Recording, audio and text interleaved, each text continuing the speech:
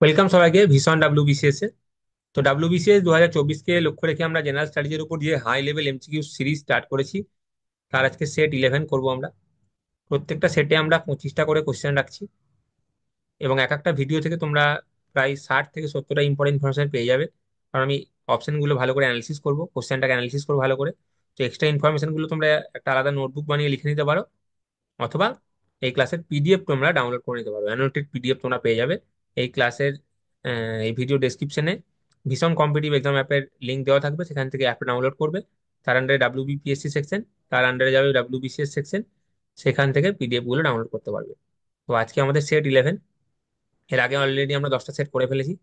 প্রত্যেকটা সেট থেকে আমরা অ্যানসেন্ট মিডিয়েভেল থেকে 5টা, ইন্ডিয়ান ন্যাশনাল মুভমেন্ট থেকে 10টা, ইন্ডিয়ান জিওগ্রাফি থেকে 5টা এবং পলিটি থেকে 5টা, টোটাল 25টা করে কোয়েশ্চেন প্রত্যেকটা সেট থেকে আমরা করছি। তো চলো দেখে নিই প্রথম প্রশ্ন। দেখো, বাঁ দিকে আছে টাইপস অফ ভিলেজ, আর ডান দিকে তার ডেসক্রিপশন আছে। কোনটা কারেক্টলি ম্যাচ বলেছে, সবসময় লক্ষ্য রাখবে কারেক্টলি না ইনকারেক্টলি জিজ্ঞেস করছে। দেখো, বলছে উর। উর হচ্ছে general assembly of the local residence. তো এটা হচ্ছে কারেক্ট, যে উর হচ্ছে general assembly of local residence কোথাকার, নন ব্রাহ্মদেয়া ভিলেজ, নন ব্রাহ্মদেয়া ভিলেজ। ঠিক আছে। জেনারেলি এটা অ্যাজিউম করা হয় কি, উড়ে যে অ্যাসেম্বলিতে যে মেম্বাররা থাকতো তার সংখ্যা ছিল লেস দ্যান 10, লেস দ্যান 10। এবং জেনারেলি এটা একটা সেটেলমেন্ট ছিল, কাদের? সেটেলমেন্ট অফ পিজেন্টস, পিজেন্টসদের সেটেলমেন্ট ছিল উর।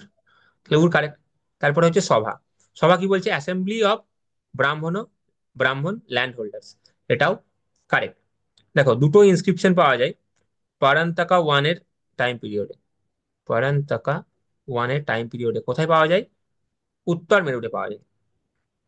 এখানে সভার কি করে ফরমেশন হতো, সভা কি করে ফাংশন করতো, এটা সম্পর্কে জানা যায়। বা এটা তুমি অ্যাসেম্বলি অফ বলতে পারো, যে adult male members, adult male members তখনকার সময়। হ্যাঁ, তো এটাও কারেক্ট। আচ্ছা, 3, নগরম। নগরম হচ্ছে অ্যাসেম্বলি অফ ট্রেডার্স, বা বলতে পারো মার্চেন্টস, আর্টিসানস, এদের অ্যাসোসিয়েশন ছিল। তাহলে তিনটেই হচ্ছে কারেক্ট। তাহলে অল থ্রি, সি হয়ে যাবে অ্যান্সার। এবার দেখো, এখানে একটা ডেসক্রিপশন দেওয়া আছে এবং বলা আছে কোন চোলা এম্পায়ারের রুলার সম্পর্কে এই ডেসক্রিপশনটা দেওয়া আছে। দেখো, বলছে উনি এম্পেরিয়াল চোলা ডাইনাস্টির একজন বিখ্যাত রুলার ছিলেন। উনি হারিয়ে দিয়েছিলেন কাকে কাকে? পান্ড্য়া এবং সেলানের কম্বাইন্ড ফোর্সকে হারিয়ে দিয়েছিলেন ব্যাটেল অফ ভেলোরে। He assume the title of Madurai Konda. আচ্ছা, এগুলো আরো অনেক আছে। আর একটা ইম্পর্টেন্ট যেটা, সেটা বলছে উত্তর মেরুর ইনস্ক্রিপশনে ওনার কথা উল্লেখ আছে। উত্তর মেরুর ইনস্ক্রিপশনে ওনার কথা উল্লেখ আছে, এটা একটা important information. Battle of Vellore একটা ইম্পর্টেন্ট ইনফরমেশন। এই যে মাদুরাই কোন্ডা উপাধি নিয়েছিলেন, এটা একটা ইম্পর্টেন্ট ইনফরমেশন। আর একটা এটা ইম্পর্টেন্ট ইনফরমেশন হচ্ছে সিদাম্বরমে যে নটরাজের টেম্পল আছে, তার গোল্ডেন রূপ, বিমানার যে গোল্ডেন রূপ, সেটা উনি তৈরি করেছিলেন। তো এটা কার সম্পর্কে বলা হচ্ছে? এটা বলা হচ্ছে পরান্তকা ওয়ানের সম্পর্কে বলা হচ্ছে। পরান্তকা ওয়ান, তিনি কার কার ছেলে ছিলেন? আদিত্য ওয়ানের ছেলে ছিলেন হচ্ছে, আদিত্য ওয়ানের সন ছিলেন হচ্ছে পরান্তকা ওয়ান। হুম।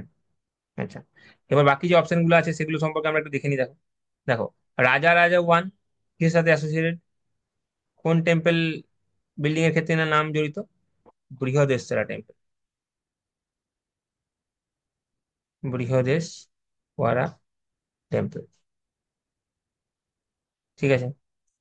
কুলোটুঙ্গা কিসের জন্য বিখ্যাত? দেখো, উনি চোলাদের সাথে Chalukya of Vengi K unite করেছিলেন, তার জন্য বিখ্যাত। রাজেন্দ্র ওয়ানের একটা ইম্পর্টেন্ট টাইটেল কি? গঙ্গাই কোন্ডা চোলা, গঙ্গাই কোন্ডা চোলা। এবার তোমরা আমাকে কমেন্টে লিখে বলবে, এই যে গঙ্গাই কোন্ডা চোলা উপাধি রাজেন্দ্র ওয়ান নিয়েছিলেন কাকে হারানোর পরে? কাকে হারানোর পরে এই উপাধি তিনি নিয়েছিলেন? দেখো, early medieval history of south India থেকে কোশ্চেন করেছে। বলছে সামন্তাজ কারা ছিল? সামন্তাজ কারা ছিল? তো সামন্তাজ ছিল সেমি ইন্ডিপেন্ডেন্ট লোকাল চিপস। এরা ছিল হচ্ছে সেমি ইন্ডিপেন্ডেন্ট লোকাল চিপস। তো বাকি যে তিনটে অপশন আছে দেখো, আমরা দেখে নিই। Wandering ascetics who renounce the world to seek truth. কে ছিল এরা? শ্রমণা। আচ্ছা। সুপারিনটেন্ডেন্ট অফ পার্ল ফিশারিজ, এটা হচ্ছে মৌরিয়ান অ্যাডমিনিস্ট্রেশনে ছিল। একে কি বলা হতো এদেরকে? বলা হতো কালাটিকা। কালাটিকা। আচ্ছা। Higher officials in the Chola imperial Chola administration, এদেরকে কি বলা হতো? পেরুদান। পেরুদান। তো সব অপশন গুলো আমরা দেখে নিলাম।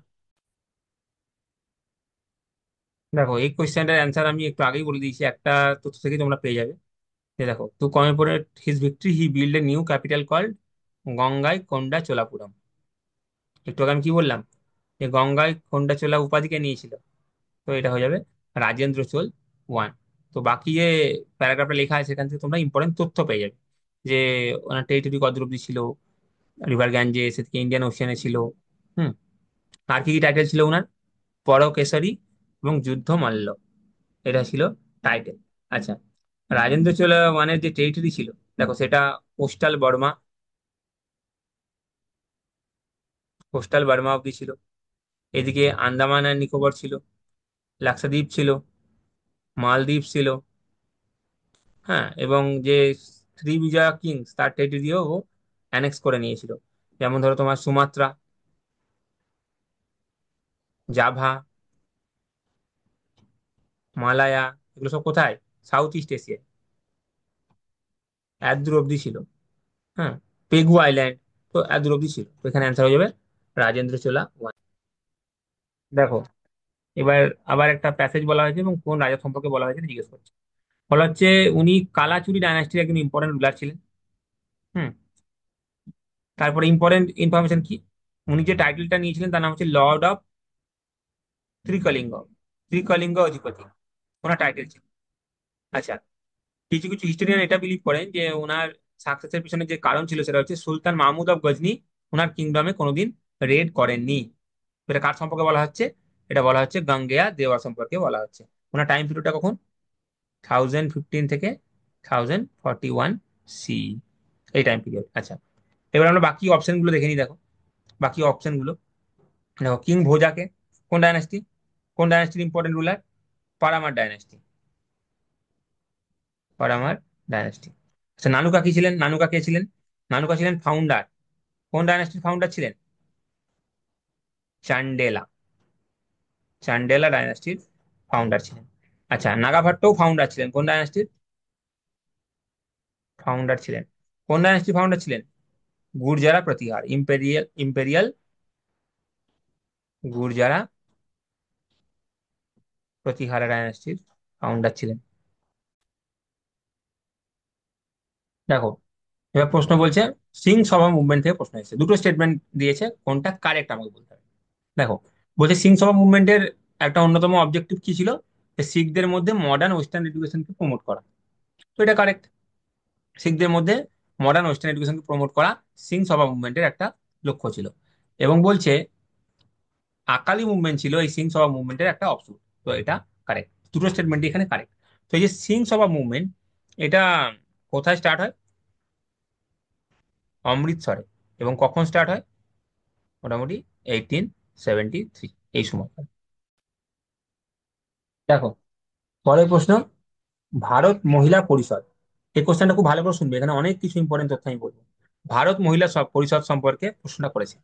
বলছে পণ্ডিত রামাবাই সরস্বতী, পণ্ডিতা রামাবাই সরস্বতী ফাউন্ডেড ভারত মহিলা পরিষদ।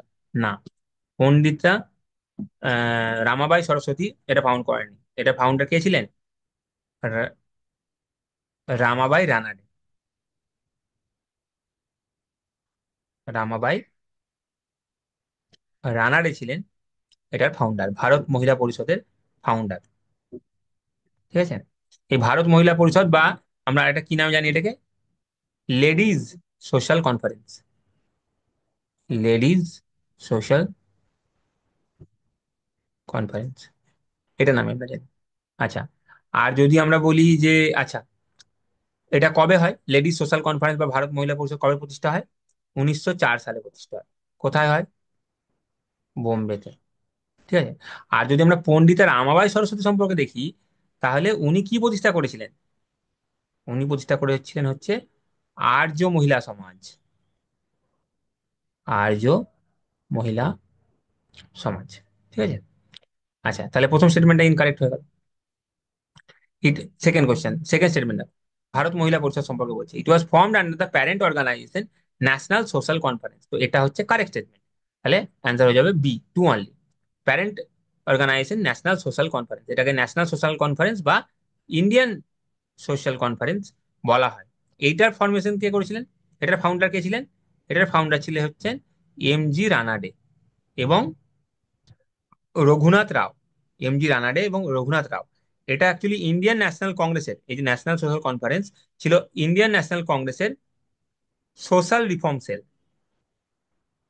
সোশ্যাল রিফর্ম সেল ছিল এটা। ঠিক আছে। এবং এটার যে ফার্স্ট সেশন, ন্যাশনাল সোশ্যাল কনফারেন্সের ফার্স্ট সেশন কোথায় হয়েছিল? ফার্স্ট সেশন হয়েছিল হচ্ছে মাদ্রাসে হয়েছিল। কবে? 1887-এর ডিসেম্বরে হয়েছিল। তাহলে দেখো এখান থেকে তোমরা অনেক কিছু জেনে গেলে যে পণ্ডিত রামাবাই সরস্বতী কি প্রতিষ্ঠা করেছিলেন? আর্য মহিলা সমাজ। রামাবাই রানাডে কি প্রতিষ্ঠা করেছিলেন? ভারত মহিলা পরিষদ। কোথায়? বোম্বেতে। কবে? 1904 সালে। ভারত মহিলা পরিষদের একটা নাম কি ইংরেজিতে বললে? Ladies social conference. এটা কার আন্ডারে তৈরি হয়েছিল? কোন প্যারেন্ট অর্গানাইজেশনের আন্ডারে? ন্যাশনাল সোশ্যাল কনফারেন্স বা Indian national Congress, Indian social কনফারেন্সের আন্ডারে। এই ইন্ডিয়ান সোশ্যাল কনফারেন্স বা ন্যাশনাল সোশ্যাল কনফারেন্স কে প্রতিষ্ঠা করেছিলেন? এমজি রানাডে এবং রঘুনাথ রাও। এটার প্রথম সেশন কোথায় হয়েছিল? মাদ্রাসে, 1887-এ ডিসেম্বরে। এবং এটা কি ছিল? এটা ইন্ডিয়ান ন্যাশনাল কংগ্রেসের সোশ্যাল রিফর্ম সেল ছিল। তাহলে একটা কোশ্চেন থেকে তোমরা কতগুলো ইনফরমেশন জেনে গেলে। দেখো, দেখো পরের প্রশ্ন স্বামী বিবেকানন্দ সম্পর্কে পড়েছে। বলছে স্বামী বিবেকানন্দের লেখা একটা বইয়ের নাম হচ্ছে ওম্যান অফ ইন্ডিয়া। এটা কারেক্ট। আচ্ছা, আর কি কি বই বিবেকানন্দ লিখেছিল? তার মধ্যে যদি ইম্পর্টেন্ট আমি দুটো বইয়ের নাম বলি, তো একটা হচ্ছে রাজযোগ, আর একটা হচ্ছে কর্মযোগ। হুম। বুক এবং অথার, এটাতে কিন্তু কোশ্চেন আসে। আচ্ছা, he founded Ramakrishna mission to preach ideas of his গুরু রামকৃষ্ণ পরমহংস। হ্যাঁ, রামকৃষ্ণ মিশন প্রতিষ্ঠা করেছিলেন। এটা কবে? 1897। ঠিক আছে। তাহলে কারেক্ট স্টেটমেন্ট জিজ্ঞেস করেছে, তাহলে এখানে হয়ে যাবে দুটোই কারেক্ট স্টেটমেন্ট। দেখো, ইয়ং বেঙ্গল মুভমেন্ট সম্পর্কে প্রশ্ন করেছে। আচ্ছা, এই ইয়ং বেঙ্গল মুভমেন্ট নাম দেখেই বুঝতে পারছো, বেঙ্গল মানে এটা ছিল বেঙ্গলে, তৎকালীন বেঙ্গলে। এটার লিডারের নাম কি ছিল? Henry Louis Vivian Derozio. Henry Louis Vivian Derozio. উনি হিন্দু কলেজে পড়াতেন। তাই তো, হিন্দু কলেজে পড়াতেন। উনি লোকজনকে কিভাবে ফ্রিলি থিঙ্ক করতে হয়, র্যাশনালি থিঙ্ক করতে হয়, সমস্ত অথরিটিকে কিভাবে প্রশ্ন করতে হয়, এইসব শেখাতেন। আচ্ছা, তো এটা ফ্রেঞ্চ রেভলিউশন থেকে ইন্সপায়ার ছিল। কারেক্ট, এটা correct. They were successful in organising peasant movements in Bengal. না না না, পিজেন্টদের সঙ্গে এদের কোনো কানেকশন ছিল না, সেই জন্যই তো এই মুভমেন্টের কোনো লং টার্ম ইম্প্যাক্ট ছিল না। এই মুভমেন্ট মাসেস, জনসাধারণ থেকে বিচ্ছিন্ন ছিল। তো যারা পিজন মুভমেন্টকে অর্গানাইজ করতে সক্ষম ছিলেন না বেঙ্গলে, তো বাট এখানে বলেছে সাকসেসফুল ছিলেন, তো এখানে স্টেটমেন্ট দুটো ইনকারেক্ট হয়ে যাবে, তাহলে অপশন হয়ে যাবে ওয়ান অনলি। দেখো, বলছে ওম্যান, ওমেন্স ইন্ডিয়ান অ্যাসোসিয়েশনের সাথে কারা অ্যাসোসিয়েট ছিল? তো ওমেন্স ইন্ডিয়ান অ্যাসোসিয়েশন প্রতিষ্ঠা কবে হয়? 1917-এ হয়। কোথায়? আদিয়ার, চেন্নাই হয়। আদিয়ার, চেন্নাই হয়। দেখো, এটার সাথে অ্যাসোসিয়েটেড ছিলেন হচ্ছেন মার্গারেট কাজিন্স, অ্যানি বেসান্ট। পন্ডিত রামাবাই ছিলেন না, তাহলে অপশন এ ইনকারেক্ট হয়ে গেল। মুথুলক্ষ্মী রেড্ডি ছিলেন অ্যাসোসিয়েটেড। হীরাবাই টাটা অ্যাসোসিয়েটেড ছিলেন। সরলা বেহেন ছিলেন না, তাহলে অপশন বি ক্যান্সেল হয়ে গেল। লেডি সদাশিবা আয়ার ছিলেন। সিস্টার সুব্বালক্ষ্মী ছিলেন, সিস্টার নিবেদিতা ছিলেন না, তাহলে অপশন সি ইনকারেক্ট হয়ে গেল। বসুমতী রামাস্বামী ছিলেন, আম্মু স্বামীনাথন ছিলেন এবং সরোজিনী নাইডু ছিলেন, তাহলে অ্যান্সার হয়ে গেল ডি। তার মানে দেখো কারা কারা অ্যাসোসিয়েটেড ছিলেন: মার্গারেট কাজিন ছিলেন, অ্যানি বেসান্ট ছিলেন, মুথুলক্ষ্মী রেড্ডি, হীরা হীরাবাই টাটা, লেডি সদাশিবা আইয়ার, সুব্বালক্ষ্মী, বসুমতী রামাস্বামী, আম্মু স্বামীনাথন, সরোজিনী নাইডু। এরা সবাই ছিলেন ওমেন্স ইন্ডিয়ান অ্যাসোসিয়েশন। 1917 সালে প্রতিষ্ঠা হয়, আদিয়ার, চেন্নাই। দেখো বলছে কোন সোশিও রিলিজিয়াস রিফর্ম মুভমেন্টটা রিভাইভালিস্ট ছিল, রিভাইভালিস্ট ইন নেচার ছিল। তো ওয়াহাবি মুভমেন্ট কারেক্ট ছিল, এটা ছিল রিভাইভালিস্ট ইন নেচার। এটা ছিল ইসলামিক রিভাইভালিস্ট মুভমেন্ট, যেটার ফাউন্ডার কে ছিলেন? এর ফাউন্ডার ছিলেন সৈয়দ আহমেদ অফ রাই বরেইলি। উনি কি অ্যাডভোকেট করেছিলেন? পিওর ইসলামে ফেরত যাওয়ার জন্য অ্যাডভোকেট করেছিলেন। আচ্ছা, দেওমান মুভমেন্টও রিভাইভালিস্ট ইন নেচার ছিল। ওরা কোরআন এবং হাদিসের পিওর টিচিং করার কথা বলতো মুসলিমদের মধ্যে। এবং থিওজফিক্যাল মুভমেন্টও ছিল রিভাইভালিস্ট ইন নেচার, যেটা রিইনকার্নেশন বিশ্বাস করতো এবং কর্মতে বিশ্বাস করতো। কর্মা, কনসেপ্ট অফ রিইনকার্নেশন এবং কর্মাতে বিশ্বাস করতো। আচ্ছা, এই থিওজফিক্যাল মুভমেন্টের প্রতিষ্ঠাতা কে ছিলেন? Madam H.P. ব্লাভাৎস্কি এবং কলোনেল M.S. অলকট, তাই তো? এটা কোথায় প্রতিষ্ঠা হয়েছিল? Theosophical society, new York city. কোথায়? USA তে। কবে? 1875 নাগাদ। এবং পরবর্তীকালে 1882 সালে তাদের হেডকোয়ার্টার ওনারা শিফট করেন আদিয়ারে। হুম, মাদ্রাসের কাছে আদিয়ারে হেডকোয়ার্টার শিফট করেন। তাহলে কারেক্ট অ্যান্সার জিজ্ঞেস করছে, তিনটেই হচ্ছে রিভাইভালিস্ট ইন নেচার। দেখো, বাঁ দিকে দলিত লিডার বলা আছে এবং ডান দিকে তাদের বুক, ম্যাগাজিন বা নিউজ পেপারের সঙ্গে তারা কি কি অ্যাসোসিয়েটেড ছিলেন সেটা লেখা আছে। দেখো, জ্যোতিবা ফুলের সাথে দ্য কাল্টিভেটার্স হুইপ কল্ড, শ্বেত কারিয়াঞ্চ ওষুধ, এটা উনি লিখেছিলেন। উনি, জ্যোতিবা ফুলে আর কি লিখেছিলেন? গুলামগিরি লিখেছিলেন। গুলামগিরি লিখেছিলেন। এবং এখানে উনি দেখিয়েছিলেন মার্জিনালাইজড কাস্টের মধ্যে যে স্লেভারির ব্যাপারটা উনি দেখিয়েছিলেন এই বইয়ের মধ্যে, হিস্টোরিক্যাল সার্ভে করে দেখিয়েছিলেন। আচ্ছা, ইভি রামাস্বামী নায়িকার, উনি একটা ইংলিশ ম্যাগাজিন লিখেছিলেন কোন টাইটেলের ওপর? রিভল্ট। রিভল্ট নামে একটা ইংলিশ ম্যাগাজিন পাবলিশ করেছিলেন। তাছাড়া উনি একটা তামিল উইকলি কুডি আরাসু,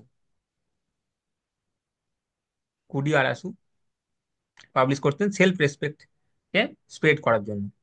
আর বি আর আম্বেদকর মুখ নায়ক নিউজ পেপার, এটাও কারেক্ট। তাহলে এক কারেক্ট, দুই কারেক্ট, তিন কারেক্ট।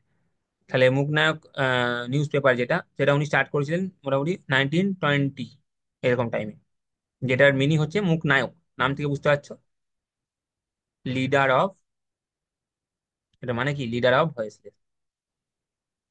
তা দেখো, কারেক্ট জিজ্ঞেস করেছে, তাহলে তিনটেই কারেক্ট, তাহলে এখানে অ্যান্সার হয়ে যাবে ডি। দেখো, students Literary scientific and scientific society, এটা কয় প্রতিষ্ঠা হয়? 1848 সালে প্রতিষ্ঠা হয়। ঠিক আছে। এবং এর প্রতিষ্ঠাতা ছিলেন হচ্ছে দাদাভাই নরৌজি। দাদাভাই নরৌজির সাথে সাথে আরো যারা প্রতিষ্ঠাতা ছিলেন তারা হচ্ছে বেহরামজি খুরশেদজি, বেহরামজি খুরশেদজি, এবং তার সাথে ছিলেন হচ্ছে বিনায়ক হরিচাঁদ। আরো অনেকে ছিলেন। বিনায়ক হরিচাঁদ। আচ্ছা,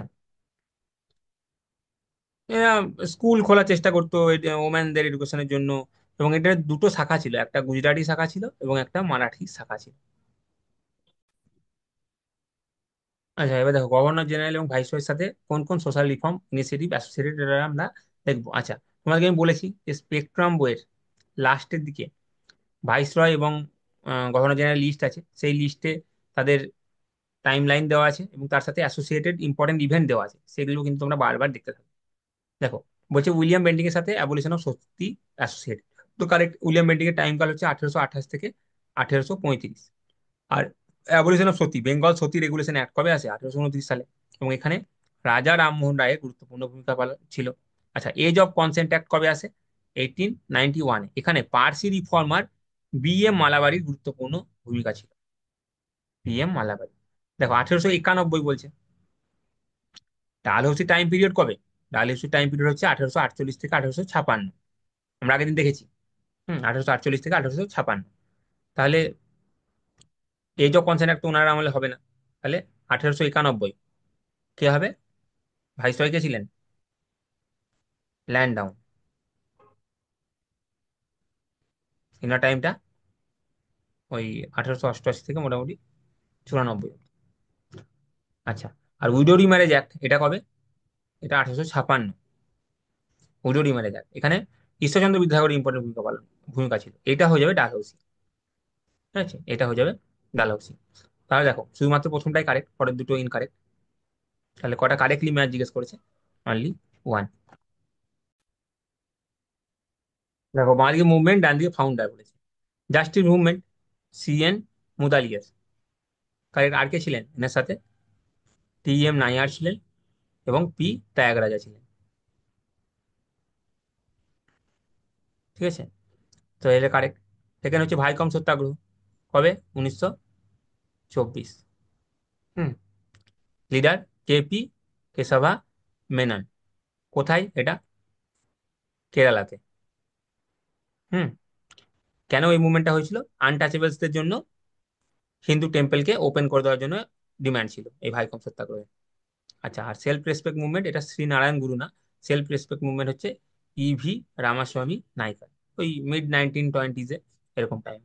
তাহলে প্রথম দুটো হচ্ছে কারেক্ট, 1 and 2 হচ্ছে কারেক্ট। কারেক্টলি জিজ্ঞেস করেছে, কারেক্টলি ম্যাচ, তাহলে 1 and 2 এই অপশন এ কারেক্ট। দেখো বুরনার, বাঞ্জার, দুধি, তাওয়া, উরনাং, এগুলো হচ্ছে কার ট্রিবিউটারি? এগুলো হচ্ছে নর্মদার ট্রিবিউটারি। নর্মদার উৎপত্তিস্থল কোথায়? অমরকন্টক। অমরকন্টক, ঠিক আছে। এবং এটা রিফট ভ্যালির মধ্যে দিয়ে যায়। নর্মদা এবং, সরি, নর্মদা যায় রিফট ভ্যালির মধ্যে দিয়ে, কার কার মধ্যে? বিন্দা এবং সাতপুরা। আগের আমরা সেটে এইগুলো দেখেছি।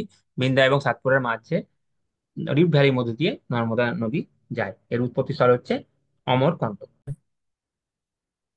তো এই রিভার সম্পর্কে ডেসক্রিপশন দিয়েছে। উৎপত্তি স্থল বলছে ত্রিম্বক প্ল্যাটু মহারাষ্ট্রে। তারপরে ট্রিবিউটারির নাম বলা আছে মঞ্জিরা, পেনগঙ্গা, ওয়ার্ধা, ওয়েনগঙ্গা, ইন্দ্রাবতী, প্রাণহিতা। এটা মহারাষ্ট্রের উপর দিয়ে যায়, তারপরে অন্ধ্রপ্রদেশ, তেলেঙ্গানা হয়ে ছত্তিশগড়, ওড়িশা যায়। এবং বলছে পেনিনসুলার ইন্ডিয়ার লার্জেস্ট রিভার। তাহলে এটা কোন নদী সম্পর্কে বলছে? এটা বলছে গোদাবরী সম্পর্কে। দেখো নর্দার্ন ইন্ডিয়ায় বেশিরভাগ রিভার যেগুলো হিমালয় উৎপত্তি উৎপত্তি লাভ করে, সেগুলো ম্যাক্সিমাম তার 77% ড্রেনেজ সিস্টেম বে অফ বেঙ্গলের দিকে চলে যায়। আরবিয়ান সির দিকে না গিয়ে বে অফ বেঙ্গলের দিকে ম্যাক্সিমামটা যায়। তার মেল কারণ হচ্ছে ডেলি রিজের আপলিফমেন্টের ফলে কি হয়েছে, ইন্ডিয়ান প্ল্যাটু স্লোপটা হয়ে গেছে ইস্টার্ন সাইডে। এটা হচ্ছে মেন রিজন। তো অ্যান্সার হয়ে যাবে A।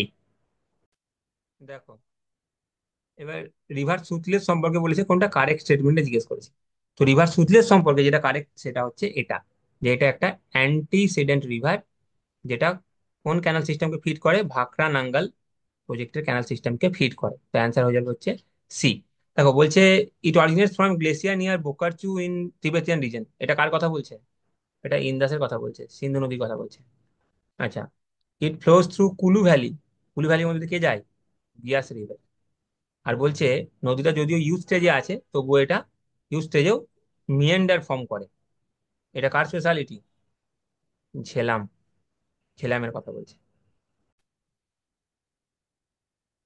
দেখো দুটো স্টেটমেন্ট আছে, বলছে কোনটা correct statement. Chotanagpur plateau presents a radial drainage system. হ্যাঁ, Chotanagpur plateau radial drainage system তৈরি করে। দেখো কোনো একটা নদী যদি হিল থেকে অরিজিনেট হয়, হিল থেকে অরিজিনেট হয়ে বিভিন্ন দিকে চলে যায়, বিভিন্ন দিকে, হুম, অল ডিরেকশনে চলে যায়, অল ডিরেকশনে যায়, সমস্ত ডিরেকশনে যদি চলে যায়, তখন এটা রেডিয়াল ড্রেনেজ প্যাটার্ন তৈরি করে। আচ্ছা, different types of drainage pattern, এটা আমরা কিন্তু জিওগ্রাফি ফাউন্ডেশন কোর্সে জেনারেলি পড়ে থাকি। এটা কারেক্ট। তারপরে বলছে Karbi Anglong plateau lies in the west of Meghalaya plateau. না, ওয়েস্ট না, ইস্ট অফ মেঘালয় প্ল্যাটু। তাহলে দুয়েরটা হয়ে যাবে ইনকারেক্ট। তাহলে কারেক্ট স্টেটমেন্ট হয়ে যাবে অনলি ওয়ান। দেখো চারটে স্টেটমেন্ট দেওয়া আছে, তার মধ্যে কোনটা জাস্টিসের ডেফিনেশনটা জিজ্ঞেস করছে। দেখো বলছে ইট মিনস প্রোভাইডিং অপরচুনিটিস। কিসের জন্য অপরচুনিটি প্রোভাইড করছে? Development of individual personality. এটা তার মানে কিসের কথা বলছে? এটা তার মানে লিবার্টির কথা বলছে। আচ্ছা, it means provisions of অ্যাডেকুয়েট opportunities. অ্যাডেকুয়েট opportunities কথা বলছে সবার জন্য, উইদাউট এনি ডিসক্রিমিনেশন, কোনো ডিসক্রিমিনেশন ছাড়া সমস্ত ইন্ডিভিজুয়ালের অ্যাডেকুয়েট অপরচুনিটির কথা বলছে। তার মানে এটা কিসের কথা বলছে? ইকুয়ালিটির কথা বলছে। আচ্ছা, it means equal treatment of all citizen. কোন কোন স্ফিয়ারে? সোশ্যাল স্ফিয়ারে, ইকুয়ালিটি ইকোনমিক স্ফিয়ারে এবং পলিটিক্যাল স্ফিয়ারে ইকুয়াল ট্রিটমেন্টের কথা বলছে সমস্ত সিটিজেনকে। তো এটা হচ্ছে জাস্টিস। ঠিক আছে, সি। আর D, it means assuring the dignity of the individual and unity and integrity of the nation. কারণ এটা কিসের কথা বলছে? এটা ফ্র্যাটার্নিটির কথা বলছে।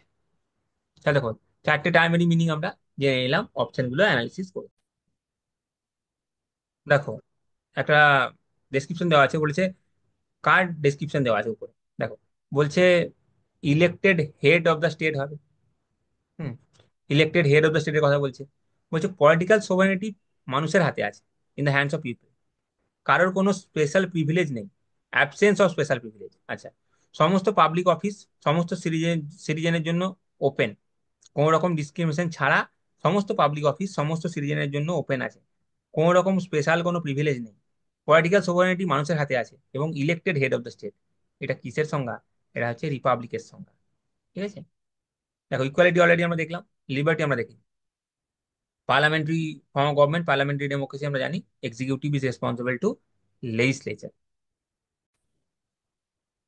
দেখো, প্রিএম্বল অফ দ্য কনস্টিটিউশন থেকে একটা কোশ্চেন এসেছে, বলছে as a sovereign state India cannot cede a part of territory in favour of a foreign state. না, ইন্ডিয়া ক্যান, নিজের টেরিটরির কোনো পার্ট ফরেন স্টেটকে সিড করতেই পারে অ্যাজ এ সোভারেন স্টেট। তো ক্যানট বলেছে, জন্য স্টেটমেন্টটা incorrect. In Indian democratic system supreme power is vested in the parliament. না, প্রিএম্বলে কি বলা আছে? সুপ্রিম পাওয়ার কার হাতে আছে? সুপ্রিম পাওয়ার আছে হচ্ছে পিপলের হাতে। আচ্ছা, বলছে liberty ensures the absence of special privilege. না, অ্যাবসেন্স অফ স্পেশাল প্রিভিলেজ মানে কি? লিবার্টি না, অ্যাবসেন্স অফ স্পেশাল প্রিভিলেজ মানে হচ্ছে ইকুয়ালিটির কথা বলছে। আচ্ছা, আর ইন ইন্ডিয়াতে কি বলছে?